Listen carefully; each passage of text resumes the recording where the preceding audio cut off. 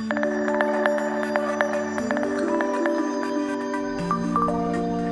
right, let's get a check of the weather now with Keith, and I believe you have some news for us watching that storm later in the week. Yeah, you're pretty excited to see this map, aren't you? Zach was taking pictures across the newsroom. I was like, that's embargo, but not doing it yet. Yes, we're going to talk about Sunday's storm, but we got a couple days in between, so let's get going on that.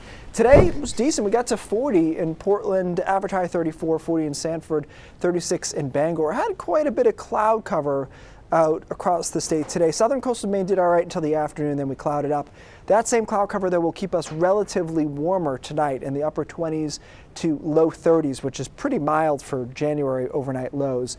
We have a little light snow in a couple of spots tomorrow as the trough comes through here and a secondary one out over the ocean here. The secondary one could give us a little period of light snow into Washington and Hancock counties, where they could see a coating to as much as an inch. I think that's probably on the high end, but as much as an inch is possible. And then some snow showers and squalls in the mountains as this trough comes through.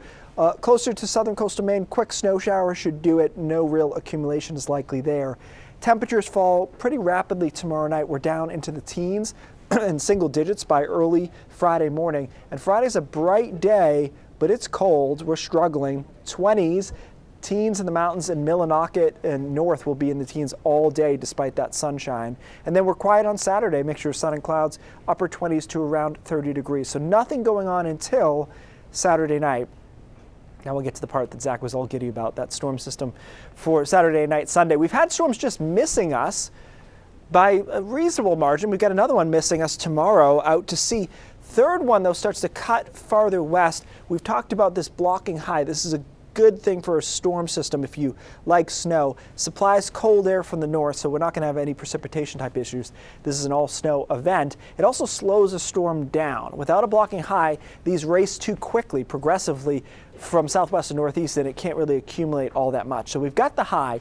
The question has been and continues to be really the northern extent of this snow shield. So where this low wobbles will determine when the heavier snow or how far north the heavier snow gets. So right now we're kind of in the middle. The low's in a good spot. It's a tad bit south though. So that means that the heaviest snow would be over the southern third or half of the state, and it would rapidly diminish to the north.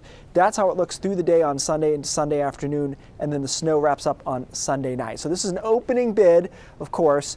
But I think 6 to 10 is a good place to start for southern Maine into the mid-coast, 3 to 6 inland, and then 1 to 3 into the mountains and foothills.